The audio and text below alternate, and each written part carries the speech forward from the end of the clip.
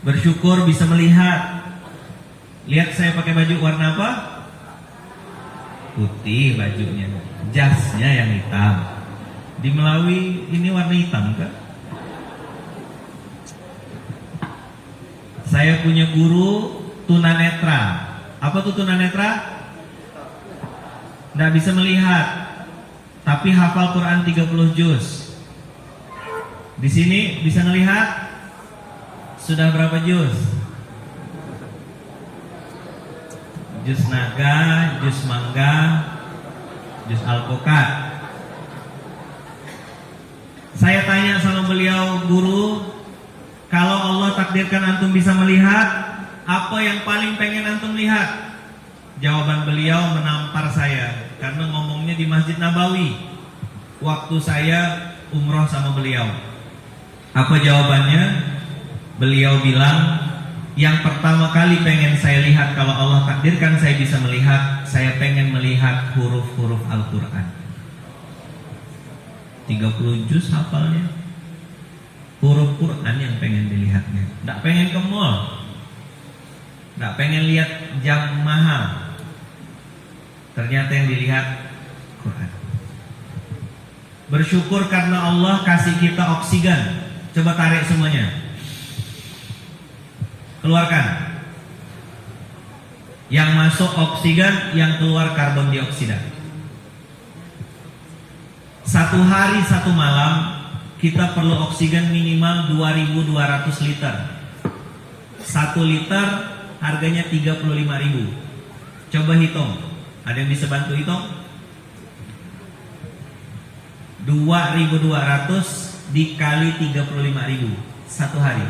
Berapa? Berapa enggak? Berapa Pak Bupati? 77 juta satu hari. Dikali 30 hari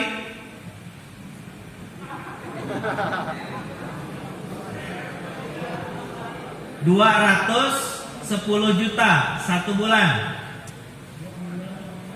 2.310 juta. Masya Allah. Dikali umur kita. Apa bahasa Melawinya banyak sekali? Banyak amat. Nyangka. Artinya banyak. Belum hidungnya, belum paru-parunya. Itu baru oksigen. Karbon dioksida, Masya Allah. Maka bukan rezekinya yang sedikit, tapi syukurnya yang kurang banyak.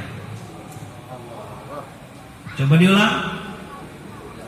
Bukan rezekinya yang sedikit, tapi syukurnya yang kurang. Maka sekali lagi saya mengajak bersyukur kita kepada Allah dengan sama-sama mengucap Alhamdulillahirabbil. Bapak Ibu bisa menjawab pertanyaan saya karena telinganya normal, masih bisa mendengar, mulutnya bisa bicara, lidahnya tidak sariawan, nafasnya masih normal. Kalau beli satu tabung berapa duitnya? Maka sebagai bentuk syukur, kita juga mensyukuri hadirnya baginda Rasulullah sallallahu alaihi wasallam dengan sama-sama bersolawat, Allahumma sholli ala sayyidina Muhammad wa ala ali sayyidina Muhammad.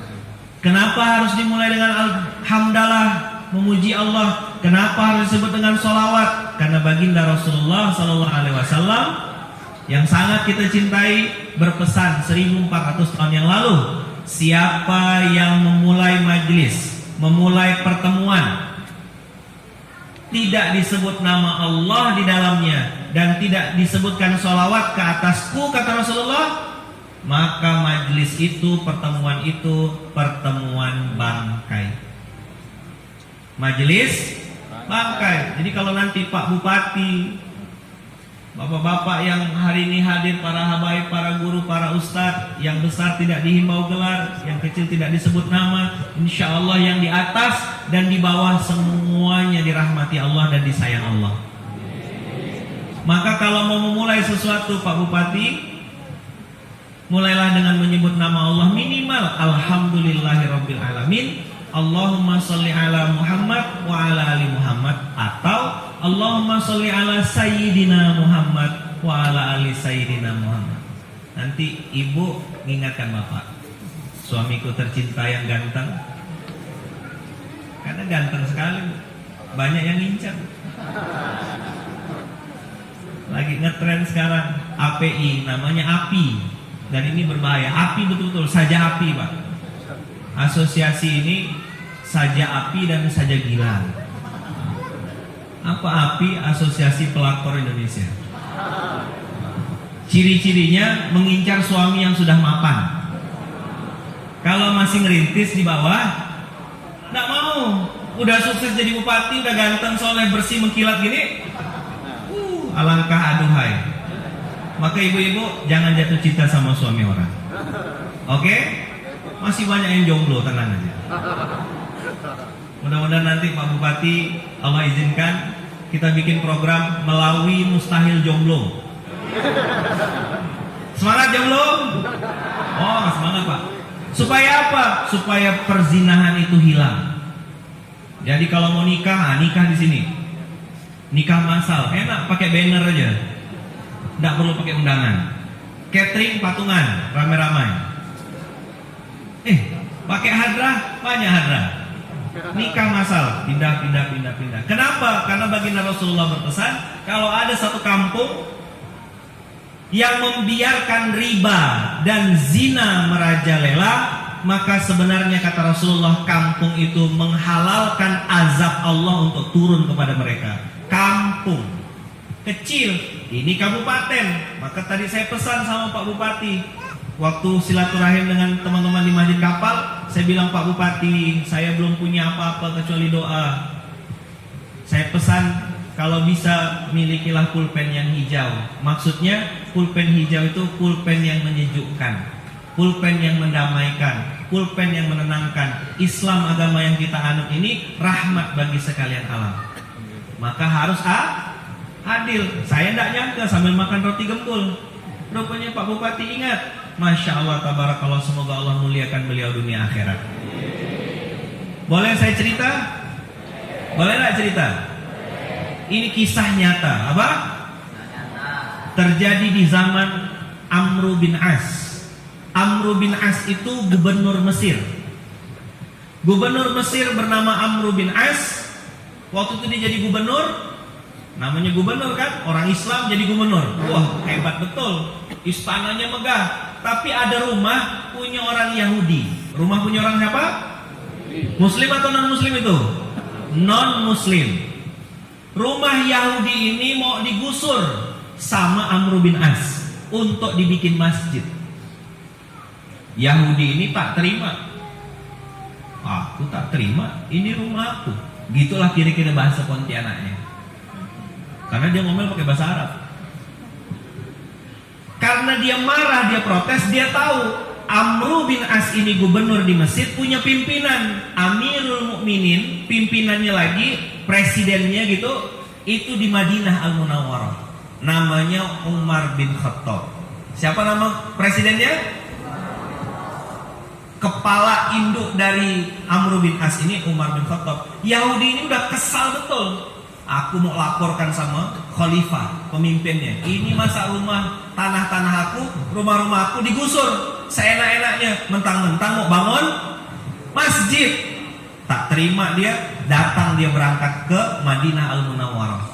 Dalam pikiran dia, Pak Bupati, berjalan beliau ini, kalau Amr bin As gubernurnya dia pakai istana yang megah, pasti presidennya lebih mewah lagi. Berjalanlah beliau, tiba-tiba melihat seseorang duduk di bawah pohon kurma. Duduk di mana? Lagi duduk di bawah pohon kurma dengan santai. Dan dia bilang, wahai tuan, kata si Yahudi, tahukah anda di mana kantornya atau istananya pemimpin umat muslim yang namanya Umar bin Khattab? Kata si yang duduk tadi, anda siapa? Saya Yahudi. Saya mau minta keadilan. gubernur ini saya mau laporkan sama khalifah karena dia mau gusur rumah saya. Mentang-mentang dia mau bangun masjid, saya tidak terima, tolong antarkan saya sama khalifah. Dia tidak tahu lagi ngomong sama khalifah. Sayalah khalifahnya, kata Umar bin Khattab. Hah, bingung dia. Masa khalifah tampangnya gini? Yang di sana istananya megah, yang ini di bawah pohon kurma, tidak ada pengawal, tidak ada penjaga. Kalau saya kena kawal, kena jaga tadi. Assalamualaikum Ustaz, saya Dandi, saya di belakang antum. Masya Allah. Untung ke WC tidak ngawankan saya. Bahaya. Duduk di depan boleh lah, masuk ke dalam jangan. Akhirnya penasaran Yahudi kayak tidak terima, kok khalifah duduk di bawah pohon kurma. Akhirnya sama khalifah, sampaikan salam saya. Tapi sebelum itu kata Amirul Mukminin Umar bin Khattab, tolong carikan tulang. Bingung lagi dia. Ini pemimpin Islam, bukannya nyuruh saya ngasih solusi, saya jauh-jauh dalam kaki dari Mesir sampai ke Madinah, suruh ngambil tulang. Jalankan perintah saya. Sambil dia bingung, dia cari tulang di tempat sampah. Dapatlah satu batang tulang, lalu diambil, diserahkan kepada Amirul Mukminin. Ini kayak Umar bin Khattab nih tampangnya, ya, Ustadz Jai kita nih. Diserahkanlah tulang tersebut. Amirul Mukminin Khalifah tadi, kalau Pak Bupati mengeluarkan pulpen, Amirul Mukminin mengeluarkan pedang. Ada pedang kita? Nggak ada. Oh jangan. Dibalik pedangnya, lalu dipegang oleh Khalifah. Ini ibarat tulang. Pedang itu kan bagian depannya lancip, dibalik sama beliau runcing. Ini tulang diangkat. Yahudi buta itu, bukan Yahudi buta. Paham? Pakai ujung pedang. Dah, bawa tulang ini, sampaikan kepada Amr bin As, bilang ada salam dari Umar. Bingung enggak Yahudi itu? Bingung enggak? Bingung. Seperti muka bapak dan ibu hari ini bingung. Apalah maksud khalifah ini? Yahudi ini sambil jalan memegang tulang. Buang atau bawa? Buang atau bawa? Apalah maksudnya bawa tulang? Akhirnya dibawa pulanglah tulang tersebut, diserahkan dengan malas-malasan. Amr bin As, saya barusan ketemu sama Umar bin Khattab, khalifahmu.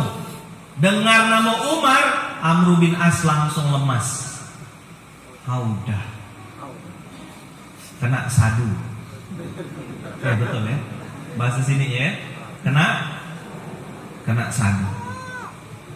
Lalu kata Amr bin As, berdiri dari tempat duduk di istananya, berdiri.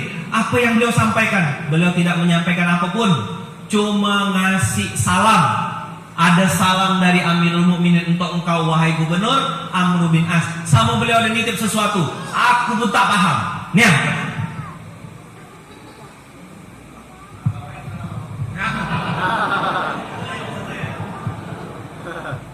Mau lanjut dah ceritanya? Lanjut dah. Begitu terima tulang itu, Amr bin As gemetaran Pak Bupati, bergegar, langsung teriak bilang, mana menteri, mana perdana menteri, mana wakil-wakilku, tolong bikin rumah si Yahudi lebih bagus, lebih besar, lebih mewah. Jangan bikin masjid di situ, pindahkan tempatnya, bikin rumah Yahudi lebih besar lagi. Yahudi ini makin bingung, seperti bingungnya Pak Sekda hari ini. Mana ada pemimpin kayak ini? Kisah nyata Pak Sekda, antara pemimpin Muslim dengan Yahudi. Bingung, ini orang Islam datang jauh-jauh sampai ke Madinah, khalifahnya duduk di bawah pohon kurma, ya kan? Dikasih tulang, yang dikasih tulang ketakutan, sama kayak beliau tadi kasih mik. Saya bilang, kata Yahudi tadi, wahai gubernur, please. Nah, kalau anak zaman now tuh gitu, tolong jelaskan, tell me why. Paham? Tell me why? Artinya dilarang kencing sembarangan. Tell me why? Apa arti tell me why? Tolong ajarkan dan kasih tahu sama saya apa maksudnya. Saya ini bingung. Jalan jauh dikasih tulang, khalifahmu duduk di bawah pohon kurma. Saya pulang bawa tulang, kamu ketakutan. Tadi kamu sombong sekali tidak mau bikinkan rumah saya, diusir-usir bahkan mau dibeli. Sekarang baru nengok tulang kamu ketakutan. Tolong jelaskan sama saya. Sambil berkeringat berpeluh, itu si Amr bin As mengatakan, kau tahu wahai saudaraku? Oh, udah pakai saudaraku. Tadi enggak. Kau tahu saudaraku apa maksud tulang ini? Tahu enggak maksud tulang ini? Dari jauh Umar bin Khattab khalifah itu berpesan kepada saya. Tolong ini direkam baik-baik, didengarkan, disebarkan. Please like, comment, and share. Jangan lupa subscribe, karena subscribe itu gratis. Ya kan? Ustaz gaul. Followernya bisa tengok di sebelah kanan ya. Tak ada urusan sama follower lah. Ya, biarlah kita di like sama Allah Subhanahu Wa Taala. Mau lanjut gak? Mau lanjut gak? Udah 9:30. Cukup ya? Mau lanjut ceritanya? Oke. Siapa takut? Amr bin As bilang, wahai saudaraku Yahudi, dari jauh itu Umar bin Khattab sudah berpesan kepada saya seolah-olah, hai Amr bin As, tahukah engkau bahwasanya kau pasti mati seperti tulang ini. Saya noleh ke belakang, ngasih tahu, bupati mati, yang ceramah mati, yang nonton, yang di belakang semua. Kalau mau duluan sila, saya terakhir, antum duluan boleh. Saya mau ngasih tahu ya, Amr bin As mati, bupati mati, Luqmanul Hakim mati. Hai Amr bin As, kau pasti mati dan akan jadi tulang seperti ini. Maka kata Umar bin Khattab seolah-olah berpesan kepada saya, sebelum kau mati bertingkah lakulah lurus selurus garis alif yang saya buat di tulang ini. Bertingkah lakulah adil seperti huruf alif yang saya buat. Alif itu Pak, cara nulisnya dari atas ke bawah. Srek, betul gak? Dari atas ke bawah. Takut kepada Allah, di atas ingat Allah, di bawah ingat mati. Alif, garis lurus.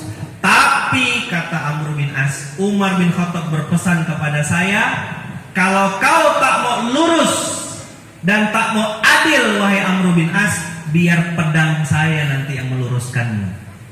Allahu Akbar. Allahu Akbar. Maka kalau seorang pemimpin takutnya kepada Allah, ingat mati, ke atas lihat Allah, ke bawah ingat mati, maka dia akan adil kepada siapapun di muka bumi ini.